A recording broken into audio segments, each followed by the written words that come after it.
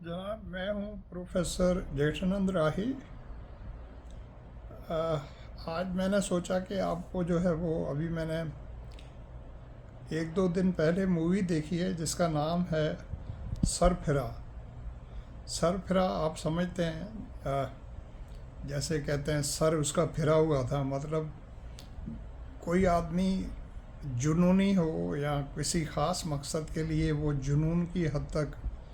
उसमें मुब्तला हो और उस काम को करना चाहता हो तो उसको सरफिरा कह सकते हैं। वैसे भी आप किसी को भी सरफिरा कह सकते हैं, मतलब आप जैसे आमतौर पर लोग, तो हमारे यहाँ तो ये आम बात है, इसका दिमाग ख़राब है, ये तो पागल है, तो इस तरह का, या कोई ज़्यादा किसी आदमी को किसी चीज़ की धुन सवार हो तो उसको भी सरफिरा कह सकते हैं। तो ये मूवी जो है वो एक जो है वो ट्रू स्टोरी है, और वो ट्रू स्टोरी इस तरह है कि इसमें अक्षय कुमार जो है उन्होंने वो रोल प्ले किया है उस आदमी का जो कि जिसने इंडिया के अंदर दक्कन एयरलाइंस, जो हैदराबाद दक्कन है, तो वो चूँकि आखिर में दक्कन आता है, तो दक्कन एयरलाइन पहली जो है उन्होंने कायम की थी। और उसकी ख़ास बात ये थी कि उसका किराया जो बाकी एयरलाइंस के मुकाबले में आधा था, और कहीं पर तो आधे से भी कम था। एक्चुअली वो एयरफोर्स के अंदर थे और वहाँ से अपना जॉब वगैरह छोड़कर फिर सारा इसी स्ट्रगल में लग जाते हैं कि भाई मैंने ये ऐसी एयरलाइन काम करनी। तो कहानी ये है कि जितने भी उनको दुश्वारियाँ पेश आती हैं और लोग उनकी राह में रोड़े अटकाते हैं, डेफिनेटली जो बड़ी एयरलाइन कंपनीज़ हैं जिनके मालकान जो है करोड़ों और अरबों रुपए कमा रहे हैं, तो उनको तो एक किस्म का एक थ्रेट ही होगा ना कि कोई इस तरह की एयरलाइन कायम करे जिसका किराया आधा हो या आधे से भी कम हो, तो उनके लिए तो मुश्किलात होंगी। तो वो उनको बड़ा रोकने की कोशिश करते हैं, हर तरह की रुकावटें, बहुत ज़्यादा मुश्किलात। और चूँकि ये सच्ची कहानी है तो मैं सच्ची बात आपको बताऊँ, मुझे इतनी हैरत हुई कि क्या कोई बंदा इस हद तक भी वाकई सरबराह हो सकता है, या पागलपन की हद तक जो है अपना सब कुछ उसमें झोंक देता है। पता नहीं कितने लोगों का मकरूज़ हो जाता है और किस तरह अपने मकसद में वो कामयाब होता है। तो कहानी जो है वो बुनियादी तौर पर मूवी की अच्छी है, और उसमें जो मुझे एक ख़ास बात जो निगेटिव नज़र आई वो ये है कि गाने मूवी के अंदर ठोंसे गए हैं। गानों की कोई ज़रूरत थी नहीं इस फिल्म में, या तो कोई अच्छे गाने होते दो तीन तो चलो, तो मूवी को एक किस्म की सपोर्ट हो जाती है, लेकिन गाने ऐसे ही ठूंसे गए हैं मूवी के अंदर। वो गाने भी इतने ही, मैं कहता हूँ एवरेज क्या, बल्कि एवरेज से भी बिलो एवरेज जिन्हें कहते हैं, तो ऐसे गाने हैं और उनकी कोई ज़रूरत नहीं थी, बल्कि वो मूवी को और ज़्यादा डाउन करते हैं। स्क्रीन प्ले भी मूवी का ठीक है और काफ़ी तेज़ है, और एक्टिंग तमाम अदाकार जो हैं, चाहे मेल हों फीमेल हों, उन सब ने बहुत अच्छी जो है वो अदाकारी की है। और ख़ास तौर पर अक्षय कुमार जो है उनका रोल बहुत अच्छा है, उनकी एक्टिंग अच्छी है। और जो इनके साथ लीडिंग रोल में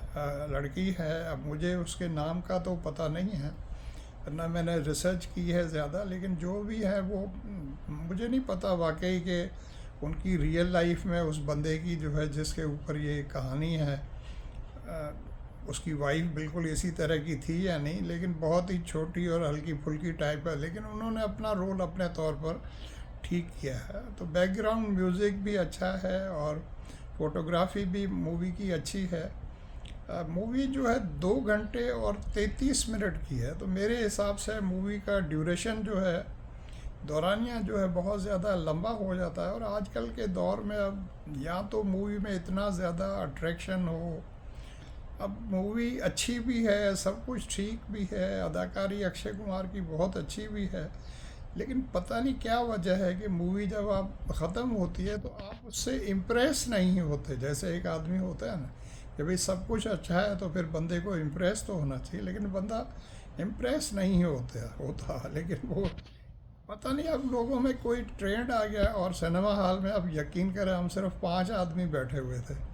और यही रिपोर्ट इंडिया से भी आई थी कि वहाँ पर भी जो फर्स्ट शो देखने के लिए कोई जो है, जो मूवीज़ के ऊपर तबसरा करते हैं क्रिटिक्स, उनमें वो बॉलीवुड वाला है, वो देखने गए थे, तो उन्होंने भी कहा था कि पूरे थिएटर के अंदर सिर्फ हम 5 आदमी बैठे हुए थे, पहला दिन था और पहला ही शो था। तो वो कह रहा था कि अगर ये थोड़े आदमी कम होते तो शो जो है वो कैंसिल हो जाता। तो लगता है कि अक्षय कुमार का सितारा जो है बिल्कुल इस वक्त जो है, और कह रहे हैं कि 4 साल के अंदर उनकी ये 9वीं फिल्म है, 9 फिल्म है जो मुसलसल जो है वो फिलहाप हुई हैं। मुसलसल नहीं तो 4 साल के अंदर 9 फिलहाप्स वो दे चुके हैं। अब मेरा ख्याल है किसी सितारा वितारा अपनी जगह पर होता है, लेकिन अगर आप मूवी की कहानी बहुत ज़ोरदार हो, डायरेक्टर बहुत अच्छा हो, स्टार्स भी अच्छे, सब कुछ अच्छा हो, तो आप बहुत एक पावरफुल फिल्म बना के अपने ऊपर से ये छाप आप हटा भी सकते हैं। अब लेकिन वो डिपेंड करता है अक्षय कुमार के ऊपर, या जो फिल्म के क्रिएटर्स हैं, मेकर्स हैं, उन पर डिपेंड करता है सारा। तो मेरे हिसाब से मूवी के स्टार्स जो हैं वो 2.5 होंगे, 2.5 स्टार, या 50% जो है मैं इसकी रेटिंग ओवरऑल रखूँगा। और मूवी ने बिज़नेस जो है बहुत पुअर किया है, बल्कि आप यूँ कहें कि मूवी फ्लॉप हो गई है तो भी कोई गलत नहीं होगा। ठीक है ना जनाब, थैंक यू सो मच। आपने भी अगर ये मूवी देखी है तो मुझे बताइएगा आपको कैसी लगी है, कमेंट्स में लिख कर बताइएगा। Thank you, see you next time, bye.